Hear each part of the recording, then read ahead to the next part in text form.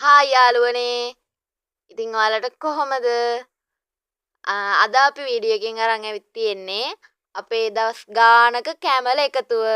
මේක බලලා ඔයාලටත් ඒක රස විඳින්න පුළුවන්.